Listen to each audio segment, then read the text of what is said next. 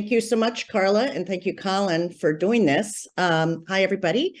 It's great to be with you all this morning, although it's somewhat sad to consider what's happening this week in the context, especially as Colin said, of it being National Apprenticeship Day or week, whichever it is. And thank you to the press for making time to join us and for covering this important subject. My district, Pennsylvania 7, is the greater Lehigh Valley of Pennsylvania.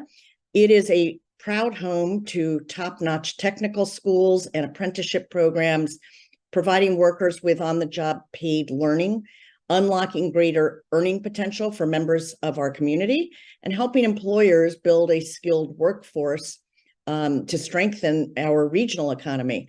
And all of these programs are afforded much needed support thanks to the Workforce Innovation and Opportunity Act, which I will refer to from this point on as WIOA, which strengthens our workforce by connecting Americans with good paying jobs and allowing employers to hire and retain skilled workers. In my district, WIOA has recently helped fund programs to quickly train emergency medical technicians in an accelerated 8-week program and invested in a workforce skills development program to bring assistance to vulnerable populations that face employment barriers.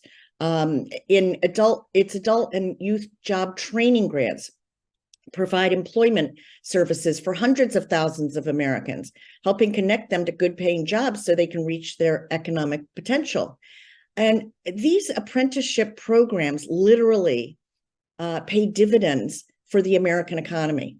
For every $1 invested towards apprentices in a registered apprenticeship program, businesses earn $1.44 back. Unfortunately, and inexplicably to me, the House GOP has missed the memo.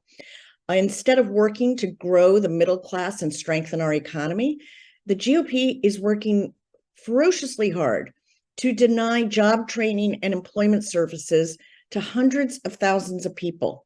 It's really inexplicable. Their extreme and misguided labor HHS appropriations bill, which will be debated and they intend to vote on this week, would completely eliminate WIOA youth job training. It would slash WIOA adult job training and deny employment services for 13,300 adults in Pennsylvania. This reckless extreme agenda wouldn't just pull the rug out from under American workers that depend on these employment services, it will also harm American businesses and employers, particularly small businesses that don't have the resources to develop talent pipelines of their own, and they directly benefit from investments in a skilled workforce. And by the way, it's not just small businesses. Everywhere I go, employers in my district and across the country share with us in Congress the workforce shortage challenges that they're facing. It's a no-brainer. We need to invest more in job training and in supporting our skilled workforce. We support workers and businesses by protecting WIOA and its investments in job training across the country, and by passing legislation like the National Apprenticeship Act, which would create close to 1 million new apprenticeship opportunities.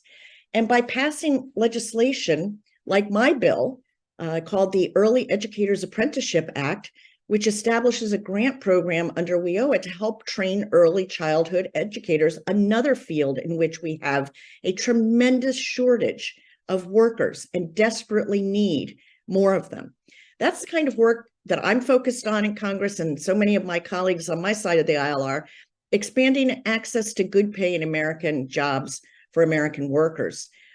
This National Apprenticeship Week, please remember, it's by investing in workforce development that we strengthen our economy and we grow the middle class.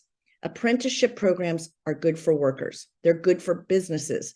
And the fact that the House GOP is all in on decimating these investments in our economy really tells you all that you need to know about where their priorities lie. And it's certainly not with America's working families. And I would suggest it's also not with America's businesses.